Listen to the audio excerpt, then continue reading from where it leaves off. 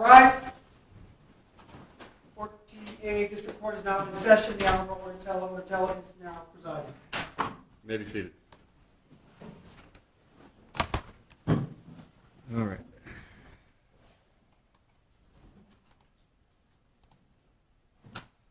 Send that through, Paul.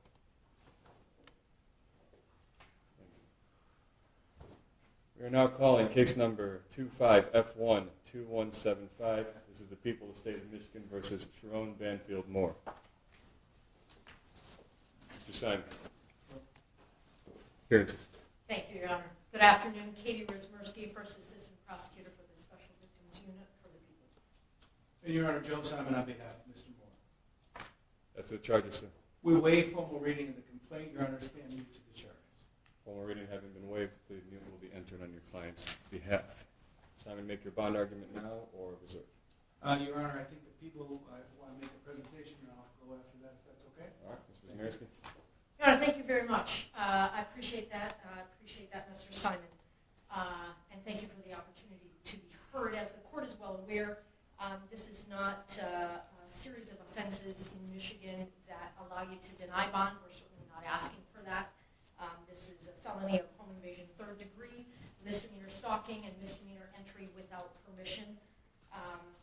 Your Honor, we are asking for a $25,000 cash or surety bond in light of the fact that we cannot ask for you to deny bond. I get that he is a man of means, and so this is a bit of a nominal monetary ask, but quite frankly, it would be an ask that I would make for any defendant charged with these offenses before you. So what strikes me as perhaps more important in this scenario are conditions that I would like to ask for, because of course, as you know, Your Honor, you're tasked with trying to make sure that he reappears, but also the safety of the public and this victim in particular. So, Judge, in addition to an ask for a $25,000 cash or surety, we are asking, should he post that, should you impose that, we are asking that you order that he undergo a mental health evaluation.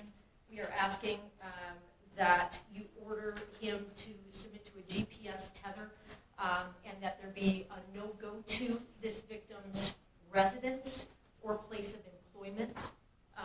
Ask that you order that there be no contact with her whatsoever in any means, any fashion, direct or indirect, that there be no stalking behavior of any kind, that he be ordered to surrender any and all weapons, further that he be ordered to surrender his passport.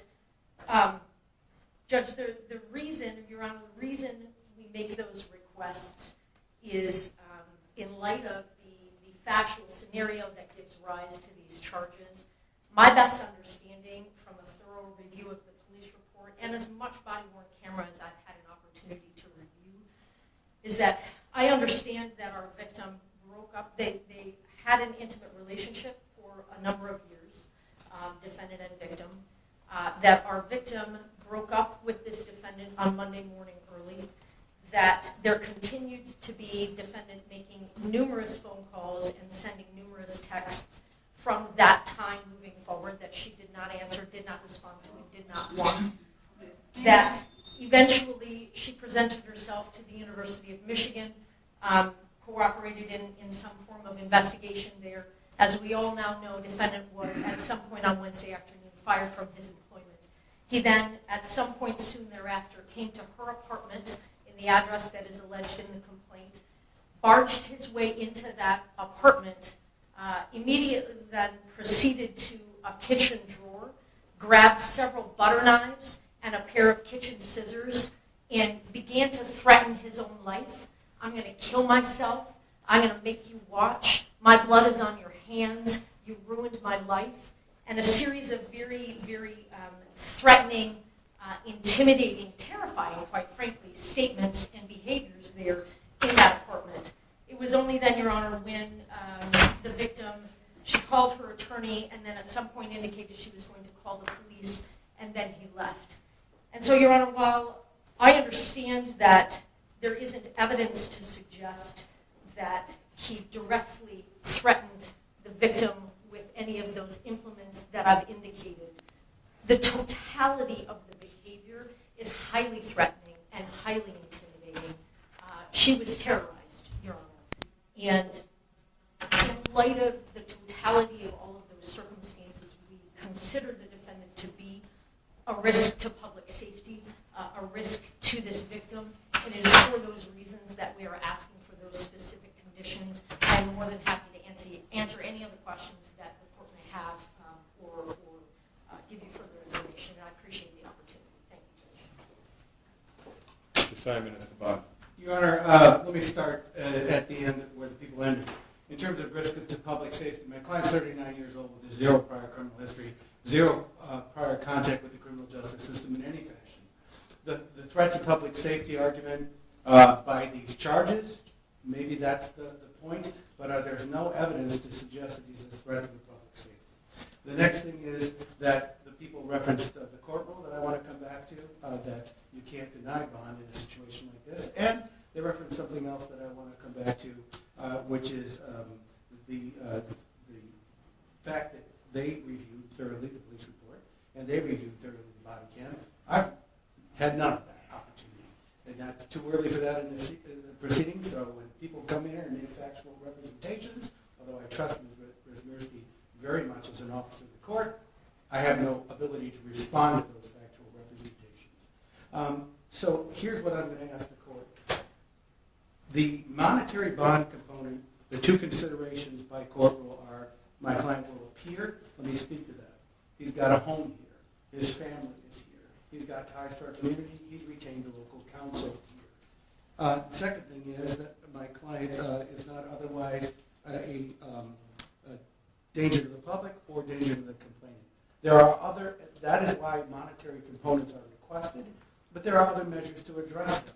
For example, the request for a GPS tether, that was an expected request. My client will gladly comply with that request. The second thing is my client having no contact. Certainly, we have no objection to that order, and my client would be at his own peril if he were to violate that. His bond would be summarily revoked. In terms of surrendering the passport, Your Honor, there's no really indication that he is a flight risk. My client has those established ties that I talked about.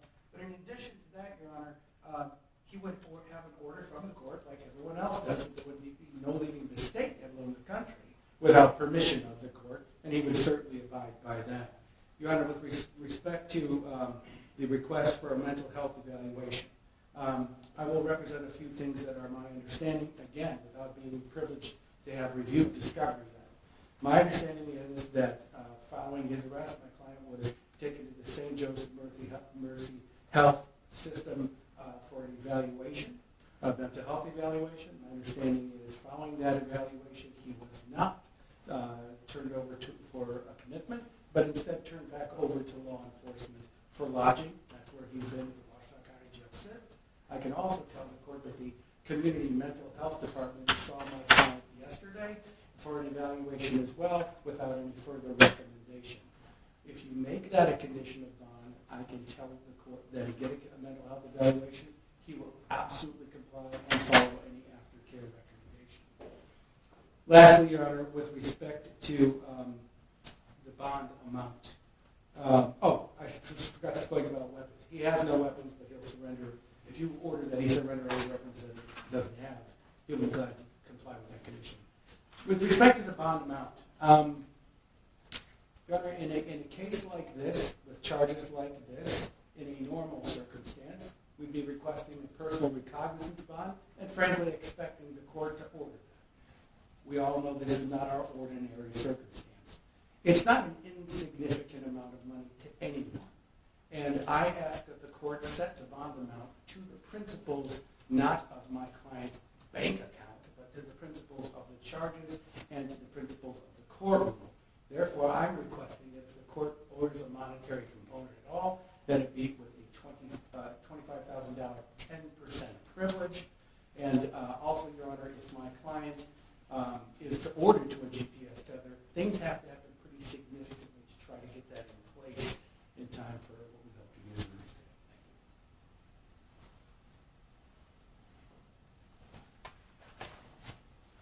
Thank you. Mr. Moore, could you state your name, please? Sherrone Moore. Sir, you are not to use alcohol, marijuana, or any other controlled substance that is not prescribed to you. You are not to possess or purchase a firearm or any other dangerous weapon. You are not to engage in criminal conduct of any kind whatsoever. You may not leave the state of Michigan without permission of the court. Prior to your release, you will be placed on a GPS tether. You will not be released before that GPS tether is placed upon you. You must continue all mental health treatment as a condition of your bond. The named victim in this case will not be placed on the record. You may not have contact with that individual. That means no calling, no writing, no video chatting, no texting, no emailing, or any other form of contact the human mind can possibly fathom. No one in the world thinks that this person is going to reach out to you. Should they do so, and again, no one thinks that they're going to, you may not reply in any form or fashion. The named victim's address will not be placed on the record. You may not go to that location for any reason whatsoever. Are we understood on the no contact and no go-to, sir? Yes, Your Honor. If you have any questions about that, you have a good attorney, simply ask them. You understand? Yes, Your Honor.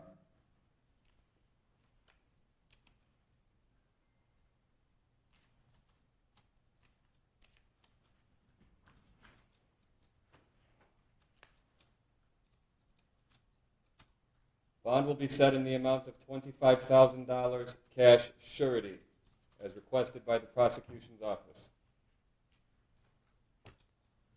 This court does not determine innocence or guilt. This court determines flight risk and community safety. The court finds with these conditions in place, it has been met.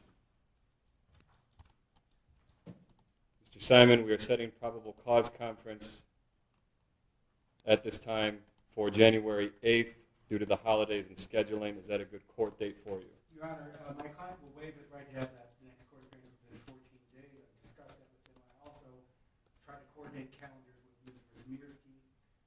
In support of that, I think we're both available on January 22nd, if the court would order that. And I'll add one more thing for the record in support of that. I understand there is continuing investigation, so in addition to the discovery I don't yet have, there may be even more. So it will be January 26th, 2020. 15, 22nd. January 22nd, then. January 22nd, 2026, 9 a.m., 14A1 District Court, Courtroom C. That will be in person. Sir, do not violate these bond conditions. Follow all orders of the court. Stay in contact with your lawyer. That concludes this hearing. Thank you, Your Honor. Thank you very much.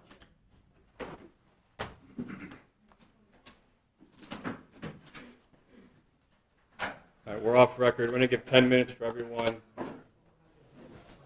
We're going to take a recess. All right, please.